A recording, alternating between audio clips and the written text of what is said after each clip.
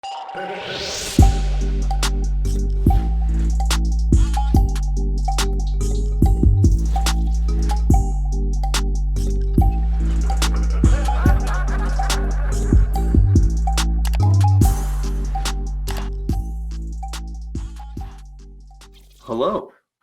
Thank you guys for tuning in for another episode of The Sit Down. With me, as always, is Don. Don, you look chipper today. What have you been? Well, chipper. That's funny. I've actually been running the wood chipper a lot, so maybe that's funny. Okay, very good, very good. And then to his left or the far right on your screen, we have Mr. Matt Hill, the voice of Ed from Ed and Eddy. That's the voice to my right. That is me. Oh, sorry, that is your left, my right. Hey, everybody. Good to be here. Thank you for having me on your live stream. I've never, I don't even know. I mean, I've been in a stream before, but I didn't realize that I was alive in my live stream. So thank you for having me, fellas. Yeah, another couple of things that you may know him from. He was Raphael from Teenage Mutant Ninja Turtles and Soren from My Little Pony. Matt, thank you so much for coming on. Yeah, no, thanks for having me, fellas. Absolutely. It's like, like I say, 25 years, I can't believe is gone under the bridge of time with this incredible show, So it's a very timely way to be able to talk to you guys for sure. Yeah. And so thanks for the fans for watching the show all these years too, because I wouldn't have a job if, and Andrew was telling me that, that everybody and Don saying that they all grew up with the show too. You guys were like, what, like 4? We were like just babies. I was 7, which is basically 4. Yeah. Basically, yeah. It's basically the same thing. Yeah. Well, I was 24 when I got it, and I turned 56. So it's just like, what? How was that? So your introduction, I guess, to voice acting, what was that like? My introduction to voice acting? Yeah, sure. It was actually kind of cool because it happened right here locally, where I live, up here in Canada, Vancouver, and I got put into one of the last live radio shows that they ever did. Up here on a network called CBC, which is like our version of like you guys have PBS down there in America, and so it was my first professional gig that I got to use my voice, but also we were performing on a stage, so we were live across the country, and so I'll never forget just before the first episode too, the director's like, "Okay, are you ready?" You're like, I'm just, yep, no, I'm good. I'm good to go. And he goes, okay, the one thing we don't have is we don't have a pause button. So do not swear. Because if you swear, you're fired. Because it's a live show across the country that, kids and parents or whatever are watching. So I had to write this note on my, it's like, don't swear. no potty mouth. So if you don't want me to swear also on this, I won't swear. Because it's forever etched on my right. So just get a tattoo of it on you. Yeah. Don't swear. No, I mean, you don't have. You can swear if you want. Just yell at Don. That's what most of the guests they just go. Yeah, beautiful. Right. Like what the. Yeah. Now I don't even want to swear. That's what I'm here for, honestly. Yeah. He's the buffer for the swear words. WTF? Like what? Come on, guys. No, it's good to be here. Let's talk tunes, whatever you guys want to talk about. Let's do it. So Absolutely. I guess let's start at kind of the beginning of Edd and Eddy. So coming into the audition, did you make Ed's voice, or did they have kind of like a framework that they wanted you to go towards this, or did you make that individually? Yeah, they have it's a very interesting process, and Edd and Eddy was like, I think maybe in many ways the fact that the audition process set records um, would have told us something, because usually, you audition for a show, you get the sides beforehand, and sometimes they'll have like a picture of like what the character might look like, or like different renderings or whatever. And so we had those same things. But like no kidding, usually, you'll read for it, and then if they like you, you might have a callback, you might have a second callback, and then you'll end up getting the job, or you don't get the job. Sure. But with Edd and Eddy, I think we officially did 8 callbacks. Whoa. Oh yeah, and like we knew we were getting close when it was like there was like pairs of 3s of us, so there was like 6 of us in the room, and then they'd pair us up and pair us off, and they go, okay, now go out and just wait around for a second, and then they'd call us back in, and I mean, and we're talking like this was like over months, you guys, because also too, in all fairness to Danny, the creator, he knew he had a product that he heard it in a way in his head. And until he heard what he needed to hear, the show wasn't cast. Right. And so obviously they had a start timeline, I think. And so obviously the pressure was probably on to, finally cast it or whatever. And so, thankfully, out of desperation on maybe like that, like I think it was on like about the 8th callback, as an actor, you never do this, right? Like Don, don't blow in the mic, right? Don't tap the mics, don't blow in the mics, don't, right? But for some reason, I was so frustrated because I didn't know what they wanted, because they'd say, well, try it this way, or it was more like, that doesn't sound like whatever. And finally, like in that final audition, I just went like, excuse me, fellas, and I tapped the mic, and then I blew on it, right? So I'm like, and I said, like, how do you get water from this thing here? And I pointed at the microphone. And literally I see Danny on the other side of the screen. I couldn't hear him. I just heard this and he was like looking at like our version of Don, who was an engineer. And what he was saying was, did you record that? That's Ed. Like that's it, like that's Ed right there. And so so they let me listen back to it. And thank God they got it on recording, because that mistake finally landed me Ed.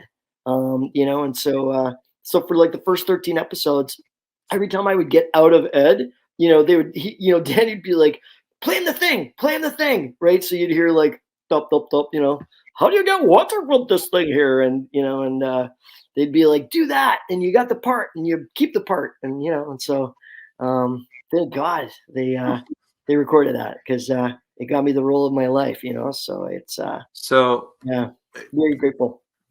the director, the producer of his name was Danny Antonucci, is that right? Yep, I remember that from all the intros. It was in all of the intros, obviously. And I so for a while, I don't know if any other people did this when they were like younger. What I did, I always had like a fake name that if I got in trouble, I was going to use the fake name, and mine was Danny Antonucci. No. Yeah, Wow. I don't know. I think it just happened one time that like we were like Are you Italian? No, no, He is. no, I'm Hispanic. It's just like I'm dark skinned and dark hair. So if I just go Danny Antonucci, they go Antonucci, yeah. Maybe. Oh my God. Yeah, no, he's definitely he's a genius, because it's the only show I've ever worked on that we very rarely had pickups to fix stuff. But we definitely had epic long recording sessions where, like I would get stuck on a line, and, you wouldn't, like, everybody, it's like a train just went like right off the tracks, because then he wouldn't let the line go until he heard it the way that he needed it to be heard, but I give him a lot of credit for that, because, most shows you just, you do stuff, but then you come back later and they fix stuff because it's, made that doesn't sound good, or the line didn't work, or they need to do a rewrite. Edd and Eddy was literally, that's the way it was written. That was the way we had to record it. Didn't, like be creative, but don't stray up, like out of the lines at all. Right. Don't play outside the pool. Sure. You know what I mean? So what is the most times you had to redo a line for Ed, Oh, Edd and Eddy? like I think one of our records was like, I think it was like 30 takes for one laugh, because for some reason I wasn't doing it the way that he wanted it to be, to have Ed laugh, right? And so sometimes it'd be like, oh man, session's going pretty good today, guys, and then like literally it'd be like the next line, it would just be like, yeah. I shouldn't have said it's going good, because then we'd be into like take 30, right? Of like, you know. We heard that it's like a punch drunk now. Every time I hear somebody go energy, energy, energy, I'm like like break out into a cold sweat, because we heard that a lot, because the show. But I understand too, because the show had to have that certain manic energy to then get to the punchline or to get to the pause, right? Because just the way it was written was I think it was brilliant. It's and and everyone else that was involved in it as well, like my fellow castmates. My God, I mean, I just think that everybody really stepped up to make it the best show that they can make it, and I think that it was executed in such a way that it was like it felt as if it was made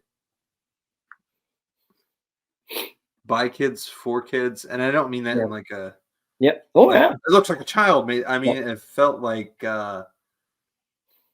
they knew what they were doing to like get the kids caring.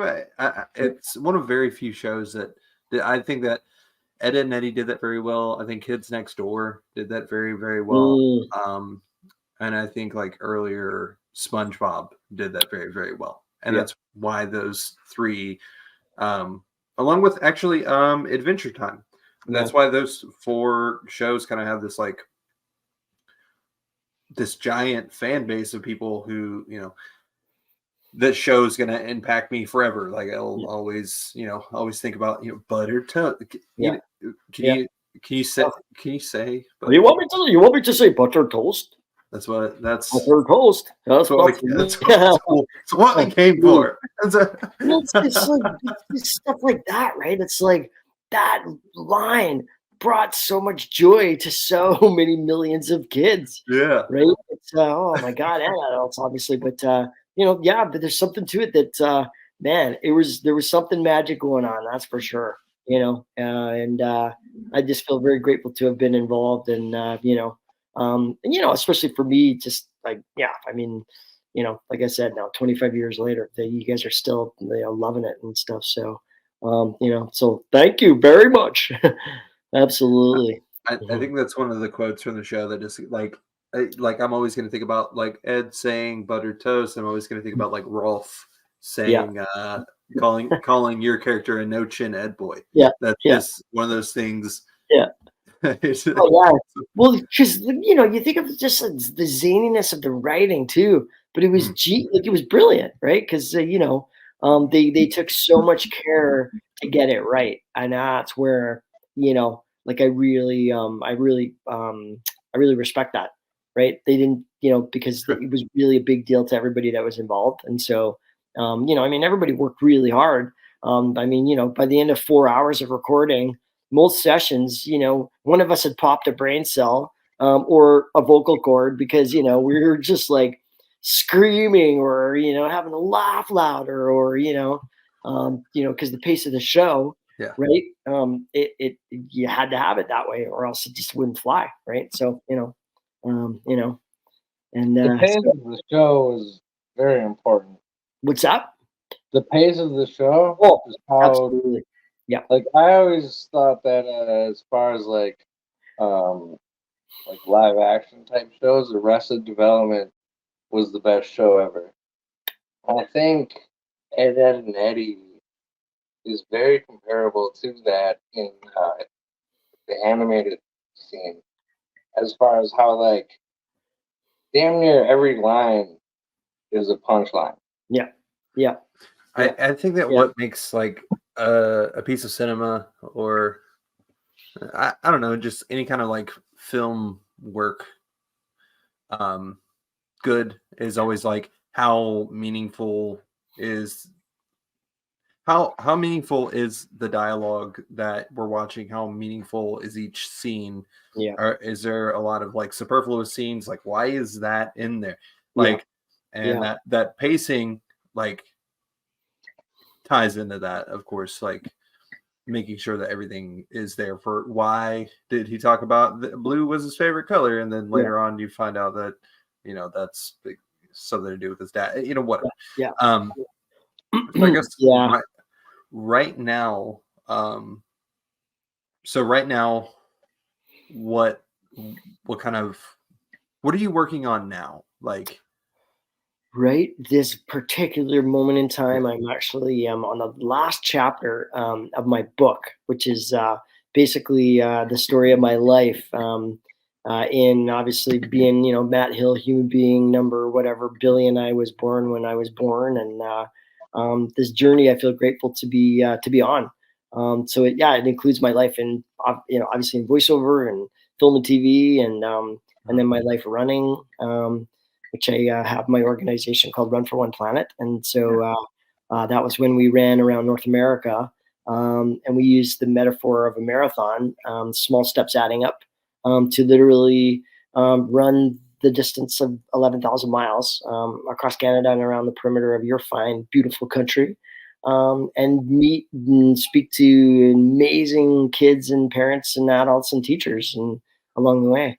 It was a beautiful experience. And so now I get to, have the final chapter in my, I guess I call it almost like it's the first half of my life. So I just turned 56. And so I want 104 candles on the birthday cake. So, I got to get her finished. So you do these marathons. I guess it's segmented. Like there's legs of each. You said legs. That's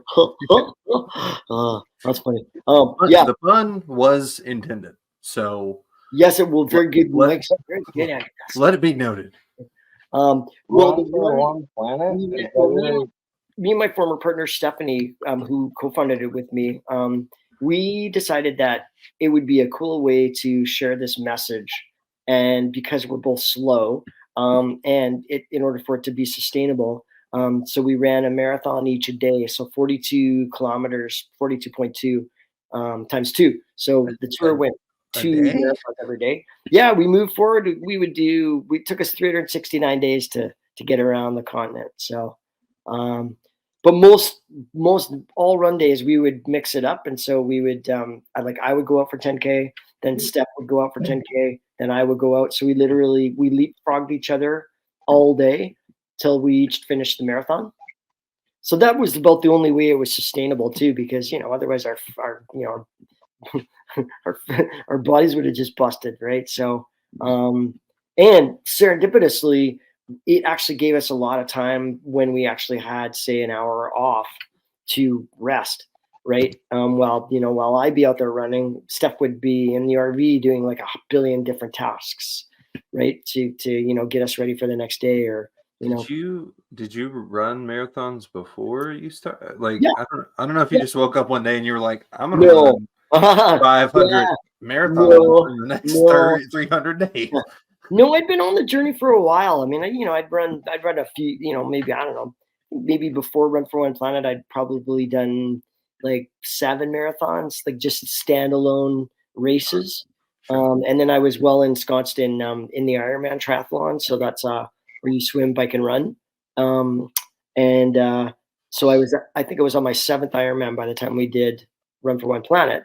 And it was kind of amazing because it was the perfect way to be able to build my base and also know, okay, in order to be successful in this and not have our bodies break down, we had to do it slow. We had to take those hour-long breaks, right? Because so while I was out running, Steph was in the RV and vice versa. When she was out, I was in the RV and, thinking we were going to get a rest, but it was only because we actually had so much other things to do, especially when it started to take off. So we would be conversing with our team or with media and, getting stuff set up with schools. And, so thank God we had that break in the middle of every or at the end of every 10K. Or otherwise, I don't think it would have worked actually, because you can't just go out and bust, Yeah. for 300 odd marathons and just go from start to finish. Yeah, no, I'm no. But hopefully somebody can, but we couldn't. That's for sure. But that wasn't what the intention was either. The intention was to do it as healthy as and possibly as we could, right? Yeah. Sorry, I was reading this. I was reading your website. There was something. It just reminded me of this website. I'm sorry. It says, shop local and organic. And there's a thing. Don, do you know what I'm talking about? That website that I used to promote all the time. It's to help you find. Yep. I can't think of the name of it, but I know what you're talking about. Oh my gosh, I think it's maybe it's called Farm Finder or. Oh, okay. It's something where you can find Okay, like I don't. local Yeah. people. So basically, what it is like you put in your location, your zip code, and it'll bring up like so you'll pick a radius. So if I put in my zip code and then I type in 10-mile radius, it'll show me like all the farms that are nearby, and then Oh, I can filter by like, do I want eggs? Do I want butter? Am I looking for just produce? That sort of thing. And I'm super duper for that. I think it's so important for people to like, one, it's going to help you like budgeting wise, like if you struggle with like finding cheaper like alternatives, yeah. normally you're going to have to buy more, but it's going to save you a lot of money. Yeah. Yeah. And also just That's very cool. it's organic. But like I'm very into like raw milk. I cannot express to you all enough, especially if you're athletic. So Matt, a lot of people that watch this, they watch this because I do the strongman thing. Yeah. Or I cannot stress this to people at home enough. Organic milk versus regular milk is a world of difference. Yeah. Yeah. From the hormones to the bacterias to like your gut biome. Buy organic milk. If you can get raw milk, get raw milk. And if not, just buy organic milk. It's like $1 more, and how your body's going to feel even after just like 4 weeks of doing it, especially if you eat a lot of dairy, is so worth it in the end. Yeah. I'm going to jump in here and say local honey too. Yep. Yesterday was the first day that we had good sun and warmth, and I'm glad to say that my beehives They were had a buzzing. whole bunch of bees. Nice. So Yeah. I thought for sure my bees were gone, but I got bees this year. Nice. Oh, I have bees as well. Mason bees. Yeah. That's yep. I can't explain to anybody how afraid of them I actually am. Oh, yeah, absolutely. But well, it's so cool. it's nice to have them. Yeah. Well, when you see that they're so important for our actual food in the first place, it's like, and then when you start to like actually, see what they're doing, and you like take care of them, and and nurture what's going on. It's yeah, it changes everything. Absolutely. There's Anyway, I was gonna run upstairs and go grab this bottle so that you all can see it. That is another thing that I buy local. This place is called Be Cool, and they Cool. have what I buy is I think it's 20 ounces of honey for $30, which if you buy honey, you know how good of a deal that is. So the kind that I get from them, what they do is they put it in a whiskey barrel, and then they let it sit for, I don't know, a week, and then they rotate it and let it sit for a week. So it takes like 2 weeks to make this honey, but it is so good. Oh, yeah. I was out, we took my son to there's like a sunflower field / pumpkin patch, and then they have like a food stand there, and I walked up, and I know the guy because he also competes in strongman, and he was like, "Hey, you should try this." Yeah. And he gives me like a little, like a straw that's cut in half, and he dips it in this honey, and he goes, "This is gonna change your life." And I was like, "Yeah, okay." And I was like, "How do I buy this right now?" Yeah.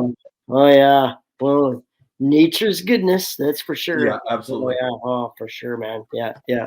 No, that's yep. No, 100%, 100%. Now the thing that changed my life was hot honey Is on what? pepperoni pizza. Hot honey. Oh, you know what you said? You don't change my life. Hot wings. I'm like, that's Yeah. You don't change Oh, me. the Bottled first ranch. time I had those, it did change my life. not that there's anything wrong with hot, but yeah. No, that's awesome. Just, this is so far off. Mm. You don't change me. I started wearing shoes. Crazy. Funny how that is, eh? You guys heard about this shoe stuff? Yeah. Shoes. You never stolen. Shoes are good. Totally. Oh. Yep. Hold on. Oh, a thing that I thought would be fun to get into. I don't know if you mind it or not, but I wanted to talk about Ed versus, and what I mean by that is anyone who is a fan of Ed and Eddy, they remember this episode where Ed gets a rock in his shoe, and he becomes omnipotent. I guess is the best way to describe that. He's like, what does he do? He does something insane in that Ed Pebble and shoe. What does he do? He does something. Little Ed Blue is the name of the episode. Yeah. Remember that? Oh my God, that was. He was. I had to be so grumpy for that whole episode. And then didn't I just like completely lose my shit at the end? I think the whole episode is basically about like. Okay, so let's see. Ed and Eddy find Ed sitting by himself on a stump. He hugs Ed. Ed pushes him away, and then he turns. Oh, he uses Eddie as a baseball bat against Kevin.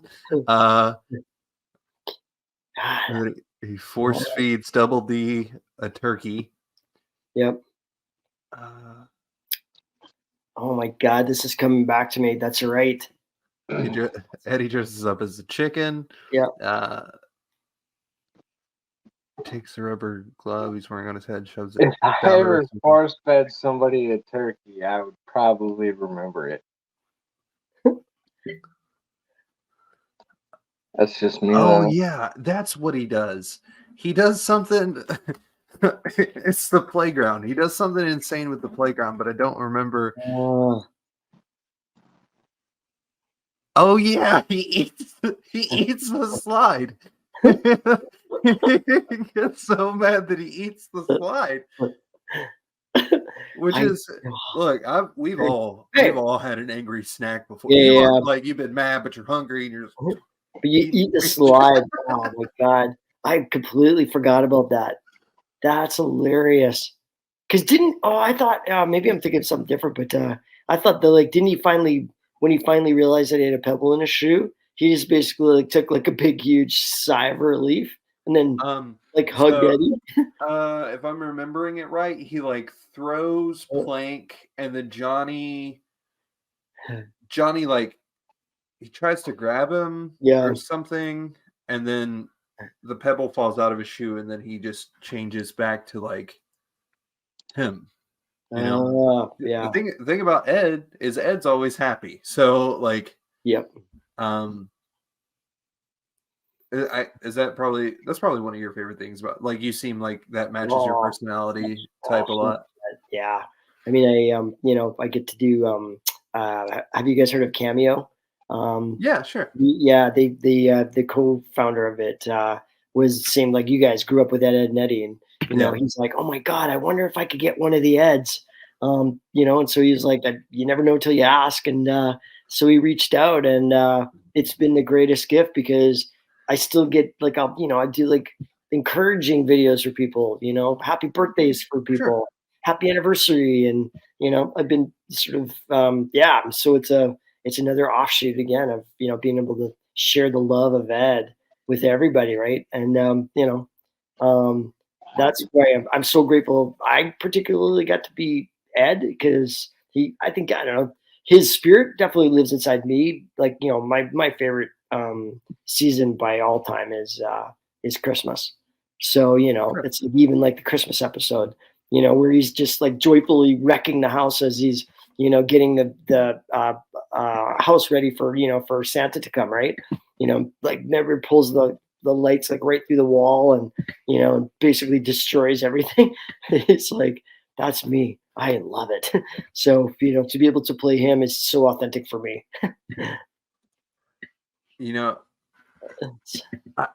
I feel like there's a lot of, hold on. I just wanted to talk about this for a second. Hold on.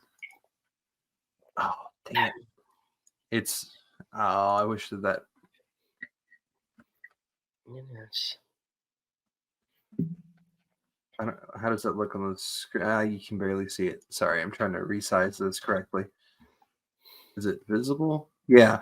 I don't care about the caption. I just this episode where he gets grounded and he gets his stairs taken. Oh yeah. It's like just yeah. So many. That's crazy, eh? I'm taking you on a trip down, just reminding you of all these obscure things that I still think about to this day. What's funny is that it reminds me of that horror movie Skinamarink. Yeah. In a way. Yeah.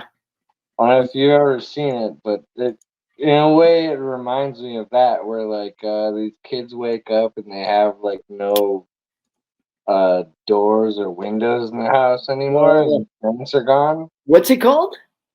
Skinamarink. Oh, I've never heard of that before. And for some reason, in a way, it reminds me of that. Like it just like. Oh, totally. The wild thing was like when they really let me play with Ed. That to me was the greatest gift because it allowed also the writers would they came up with such good stuff, right? That's just these one-liners that well for all of us really, that I think is why I still enjoy it so much too, right? So like talking to you guys about it, it's it's a cool thing, man. So thanks, fellas. Sure, no problem. It's awesome like that you're able to. Do you have do you guys have a fan meter thing? Like, do you know how many people are online right now at all? Or so like your fans, do they log on? Well, see, this is how technically challenged I am. So I'm like, what's this thing called the intranet? So I don't know how many people. Hold on. We'd probably have a lot more fans if I had managed to find myself some giant jawbreakers. Yeah. By the way, I don't know if you know how hard they are to find? Maybe like you'll have like a fan that'll make you a giant jawbreaker at some point. I don't know. We tried to get these as props. Yeah. And like the biggest one you can get is like 4 inches big. Right. Yeah. So I reached out to like a volleyball. I reached out to 2 companies, right? Because I was going to get this made as a prop. One person told me that they couldn't have it done for 2 months, which I was like, all right. And it's the other person, probably a process to make. It's so expensive. Really? Oh, to make an actual jawbreaker. Because I was trying to get like a, you know what I mean? Like I was trying to get like a volleyball. They were incredibly expensive. I was like, what? Well, and that's the thing with Edd and Eddy. We didn't we had very little merchandise, right? Giant jawbreaker. That's what you. Well, I can't think of his name right now. The creator of the show, Danny Antonucci. Yeah. I had heard that he decided to use jawbreakers as their candy of choice just because of how much he hated. Oh, really? How inconvenient they were to eat. Oh, that's great. Yeah, well, that wouldn't surprise me. Absolutely. Oh yeah, man. You all Yeah, never really did like, have like that much merchandise, did you? You had like some shirts, maybe. That's all I remember is like yeah, some shirts. yeah, yeah, Should yeah, have though. yeah. No doubt. I know. Yep. It's something. Yeah, I have no idea. To be honest, yeah, I guess they maybe they just decided, they just do the show the way it is and not have a whole bunch of merch. Well, You know. it makes sense Mm. though, because like if your demographic is mainly kids, Yeah. like it's the same thing. Like Kids Next Door didn't have a bunch of merchandise at then, and I guess like none of the shows, I guess from like that era, from like Cartoon Network that I can remember. I don't remember like Foster's. I don't remember them having a Mhm. lot of Yeah. merch or what is that? Uh, what is the name of that show? I'm gonna lose my mind. Um, I don't know. I probably uh, can't help you much here because I didn't grow up with cable television. you listen here. Cable television Yeah. raised me. All right. Yeah. Yeah. They said Yeah. The go. only cable television I saw was if I was at my grandparents' house or a Yeah. friend's house. Yeah. And I my was friend raised by my Dominic was grandparents, so my friend that's Dominic. He was absolutely obsessed with Ed, Edd and Eddy. I Oh, might not even know what Ed, Edd and Eddy yeah. was about that guy. Well, thank you for being obsessed. That's very good. Thank you, fellas. do Absolutely. you ever catch yourself like doing the voice like Oh, unintentionally? Like I basically do an ad all day. I just got back from being out on for a slow run for a couple hours, and that's I'm always talking to Ed. Yeah, saying hi to people, and it's yeah. oh, the did you want to touch on the tour thing or no? Sure, yeah. Whatever you feel is pertinent for your viewers, man. I'm You're here. look, you Yeah, you're no what's pertinent. worries. Yeah. Well, where I think is for our tour when we ran around North America, it's funny because I knew I was Ed and Raph and these other cartoons that were really popular, but Sure. because we were going to go out and speak to kids, I personally thought I don't want them to know that I'm Ed or Raph. But thank God my tour partner Steph, she was like, Maddie, that's the best way to connect with these kids, right? Because they'll Yeah. already feel like they know you, right? But I didn't, I wanted us to go and run and keep it serious, but like we need to take care of ourselves and the planet and but thank God, one of our first school shows was going horribly wrong because we weren't funny. Kids were, yeah, I mean, they thought we were cool because we ran to their school. But after about 10 minutes, and we were at a middle school, and we were sucking so bad, guys, that thankfully Steph, who's the smartest woman I've ever met, um, she she just literally busts in, just goes, "Hey, do you kids know that I get to run with a Ninja Turtle every day?" And they're like, What do you mean? Whatever. And she's looking at me, basically going like, "This is your moment, Matt. You got to step up, right?" And so I'm like, "Yo, yo, yo! So and so middle school. How the hell?" I didn't say how the hell I am, but I was like, "Is want to see the planet with Raph and Stephanie and these kids who were about to eat us alive because we were so not funny." uh, Literally turned into like 5-year-olds again, and so we had them, and then as soon as I added Ed, it was just like the door was, "Here you go, guys. Here's your audience," right? So I literally most of the time I'd walk in and be like, "Who wants to save the planet with Ed and Sparkly Stephanie?" And the kids would just be like, yeah. "Oh my god, yes, I'll do whatever you guys want," right? And so What's kind of crazy is that you could go into almost like any any office building, I think, and if there are enough people around like my age, you could just do the voice and someone would go, oh, Oh, 100%. I've been in elevators and I'll be like, yeah, because I say hi to people, right? But then Yeah. sometimes that's the thing. Yeah, I'll be like, "Yep, you bet your sweet Bippy, it's a beautiful day," or whatever. People are like, I can't imagine just like working at a "Oh like a yeah, it's coffee shop and being yeah, like, yeah, "Yeah, have a beautiful day," and then he yeah, hits you with that. yeah, oh yeah, It's yeah." him. It's absolutely. I mean, I have more of a tendency to just wait till I'm prompted, but but like I say, definitely, yeah. Ed is part of me. Absolutely. All right.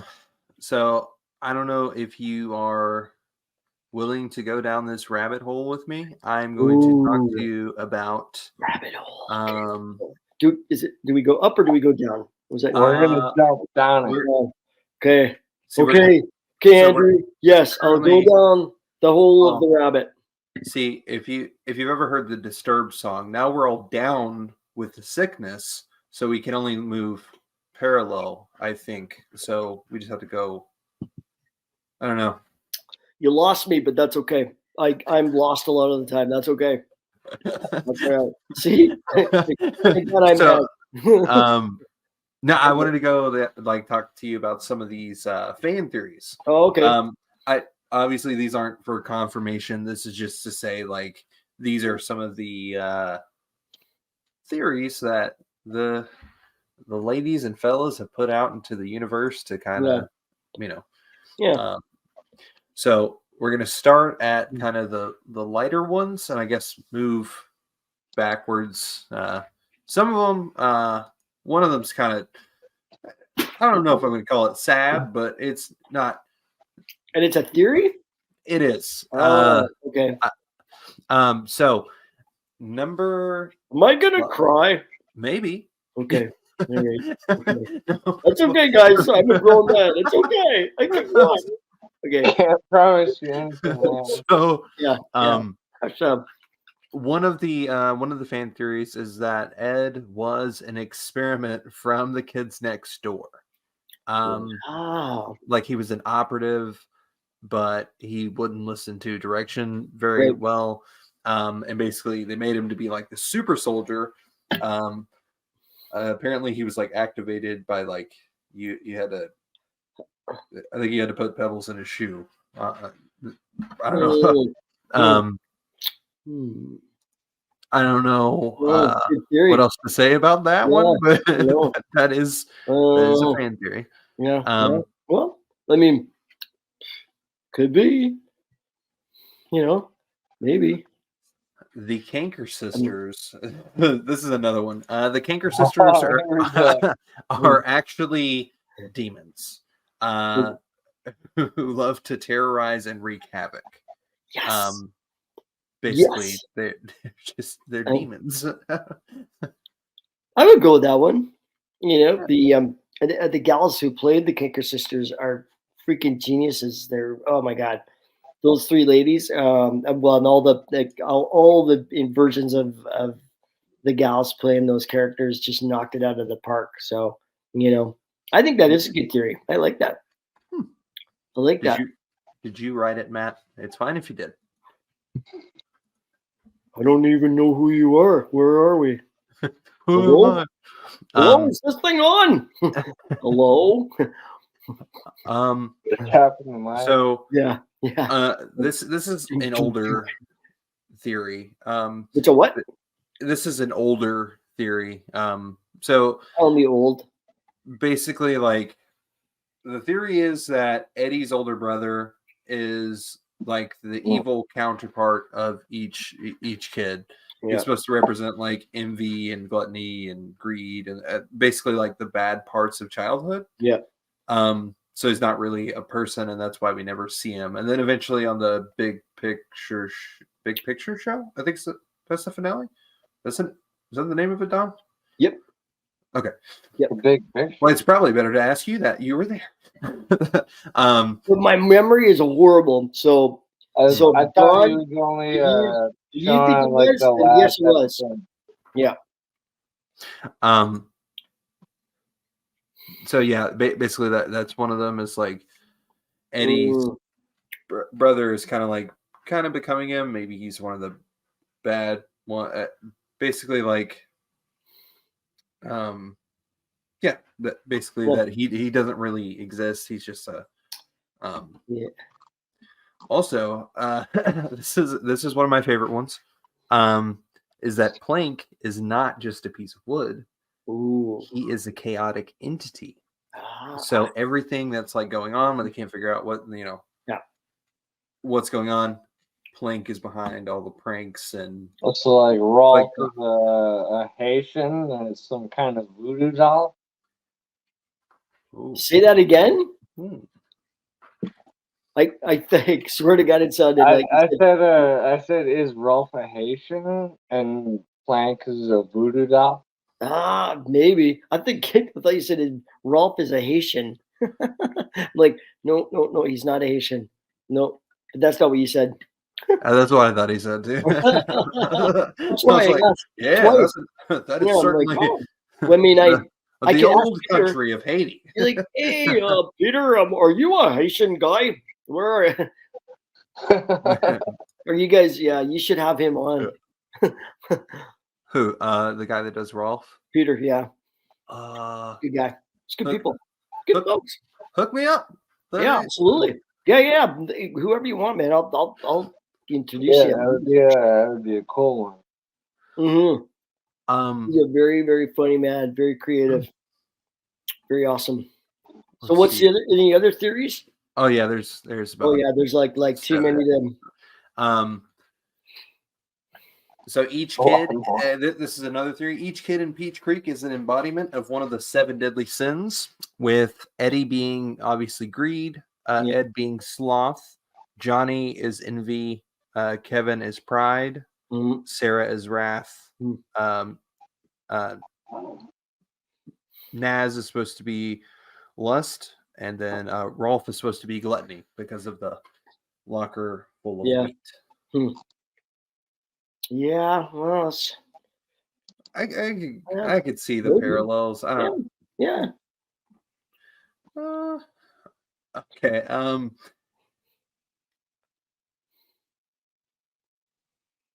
This is kind of a far out there theory. This is that Sarah is actually Eddie's sister. Or I'm sorry. That Eddie's brother hooked up with Ed's mom to make Sarah. Yep. And that's why she's slouchy. And she's kind of snappy, like his brother would be. Yeah. Well, good theory. Another theory: the thirst for Jawbreaker symbolizes addiction. Basically, if you're focused too hard on like obtaining the Jawbreakers, your plans are going to kind of fall apart, and people are going to be kind of disappointed in you. Yeah, that's one of them. Yeah. This is the darker one. I'll read that one very last. Not gonna read that one. Oh, a Double D is bald. Well, I'll ask Sam. How dare you? Like, Sammy, are you bald underneath that hat? You're like, yes. I always thought it has to be something. There's got to be what's going on underneath the hat, because they talk about it like a couple of times throughout the series. We never find out what it is, but we know. Wasn't there an episode? I might be completely wrong. Wasn't there an episode where his hat was taken off? God, I don't think so, or maybe it was implied. I could be completely wrong. Yeah, maybe. But I feel for some reason I feel like there was something like that. Yeah. I don't know. Don't pay any regard to me. The mysteries of it all. I don't think they don't show it if his hat gets taken off. No, his hat does get taken off, I think, like a couple of times throughout the series, but they never show his head with the hat off. That I can. Oh, it's kind of like in what's that? Never mind. Yeah, it's kind of like that thing and that other thing. There you go. Yeah. Oh, Yeah. Snoopy. Where like you never actually see the parent's face. Cow and chicken. Sure. That's cow and chicken. Like the parents drive with their legs and stuff. They like cook and answer the phone with their legs. That's the Flintstones. They drive with their legs. Yeah, you get it. Okay, so this is not the most fun of the theories, but it is the last theory. So this is the most prevalent one. You seem like a happy guy, and I'm sorry that you're going to hear this sad theory. The theory is that all of the children were bad kids, and the cul-de-sac is purgatory. Yeah, I heard that too. Yeah, see, it's the that's the sad one. Yeah, it's like we're not going to heaven. Well, we might have to wait a while. I just don't. Is it because they never show like? I don't know how you come with that theory though. I think it's because you never see the parents. You never see the. It's kind of similar to that South Park episode where, I can't remember the name of it, but it's kind of similar to that. That's the way I see it anyway. I might be wrong. Yeah, Don, what does that mean? What is what you just mean? What did you just say? I think I'm like kind of going along with what you were saying. Was out of the 32 seasons of South Park, that one episode? That episode where all the kids claim that their parents diddled them. What? Is that South Park? You never saw that one? No. Matt, please help me. No, I'm sorry. No. That's the South Park Don's getting left out to dry right here. That's a South Park episode. Oh, I know. Sorry, I can't lie. I'd be like, nope. All right. You guys figure this All right, out. so Don's over here making up the South Park episodes. Why? Because he was uncomfortable with a fan theory. No big deal. Sorry, Matt. He just does that sometimes. He just makes up South Park. Yeah, no worries. No worries. I'm sorry, Matt. Hey. No worries. Right. So I guess a fun way to recover from that sadness. I really wanted to talk about the Ed versus thing. So I compiled kind of a list of people that I think. So in this scenario, this is like a versus battle, like who wins, sort of thing. Mm-hmm. And Ed has a pebble in his shoe, so we have to account for that. It is Ed versus all 5 of the kids next doors. Kids next door. What do you think? I think go for it, Ed. I think probably Ed. Absolutely. I say yes. Ed versus the kids next door, 100%. Mm-hmm. Yeah, I think absolutely. Yeah, 100%. I take them on for sure. All right, so here's kind of an interesting one. It's Ed versus the Teen Titans. Once again, there is a pebble in his shoe. So, well, that one's more a little more ethereal because Ed would have to be. See, I don't even know what to say in this moment. So this is how I imagine it happens. Okay, right? You tell me. So imagine the same episode where he gets the pebble in his shoe, right? But he can't. Johnny's not there to take his shoe off. Right. Right. So he gets mad and he tears the universe in half. Right. And then he falls down a panel into Teen Titan DC universe. So he's already transcended his own universe and he's landed there. And then obviously he's still cranky. He's going to eat a slide or two. Yeah. And they're going to be like, hey, cut it out. And he's going to be like, no. No. That's how he would respond to it. Yeah, So yeah. This is what I think. I think out of how many is there? There's 5 Teen Titans. Bro, 5. you have to ask that question. I don't think you know the answer. I grew up watching not that. There's 5 Yeah. Teen Titans, yeah. I didn't watch cartoons. Not till, well, when I was a kid I did, but I didn't watch Teen Titans. So yeah, I don't know. Maybe Maybe if Matt 5, maybe 10. I don't know. Maybe there's 7. 12, 15. There's some. Well, I think he takes out 60% of them. That's Yeah. what I think. sure. Yeah. But who's taking out 60% of the Teen Titans? Ed? Ed. With a rock in his shoe. It's a pebble. Yeah. First of all. Pebble. Sorry. It's plausible for sure. Yeah. Yeah. I don't know what for. At least 3. Well, the one guy, the one kid, he can just turn into animals. You know what I mean? Yeah. Like, and then what was that gonna? Who's? Well, you got Robin, Terra, Cyborg, Raven, and Beast Boy. So. Yep. Yeah. Well, that's it. 2.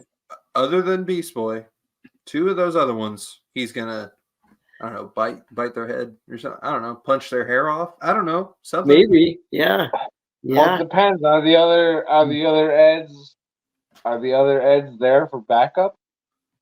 Well, they didn't help him in the first one. Yeah. He was You kind never of. know. I mean, I think they would back out. I think they would be cowardly, but you never know. I think he's kind of like Juggernaut. If you've ever seen Deadpool, he's kind of, you know what I mean? Like that's the kind of vibe that. I've never seen Deadpool. Yeah. That's actually surprising. Yeah. It's a good theory. Sure.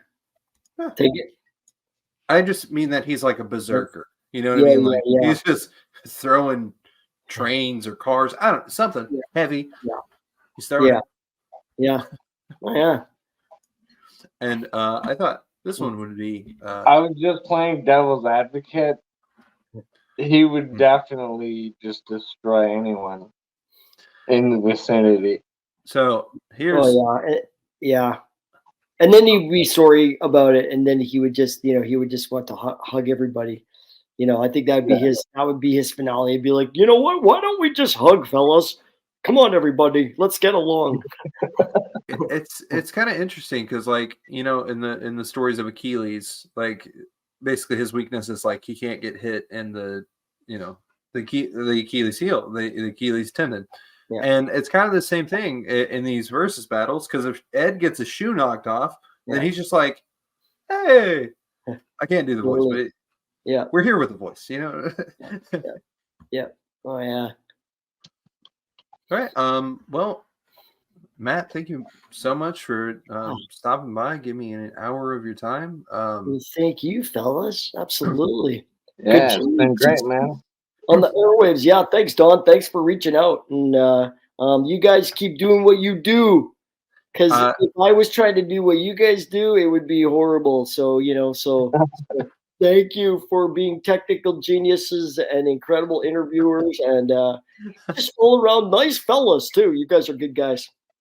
Yeah, thank you. So, do you have any, I guess, website or anything that you want people to like check out? Do you have an Instagram, anything like that? Yeah, they could go to my web. My website's matt-hill.com. So, like the, you know what I mean, like the little thing in the middle between Matt and Hill. Matt-hill.com. Yeah. See people writing dash down there. It's like spell out dash. Yes.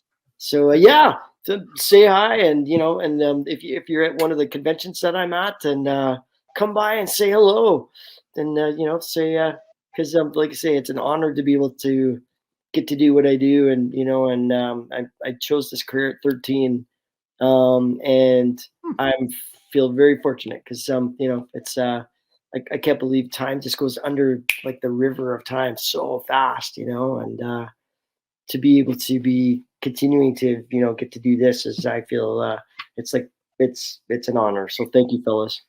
And I think as Ed would say, it's like it's an honor, like butcher toast and gravy, as well as maybe some jawbreakers as well for for dessert. So I'd say for everyone, keep believing in your dreams, keep believing in yourself, and Ed would say, keep kicking your feet towards your dreams. Absolutely. All That's right. it. Matt, I don't know if you want to hang out for a second after the stream is over. It doesn't matter. Sure. But everyone else that I'm- is watching, thank you for tuning in. And I'll Thank see you, you guys everybody. next Come on. Thursday. The Worldwide Webbages. Bye. Webbages. How do you spell that? Bye, everybody. Goodbye.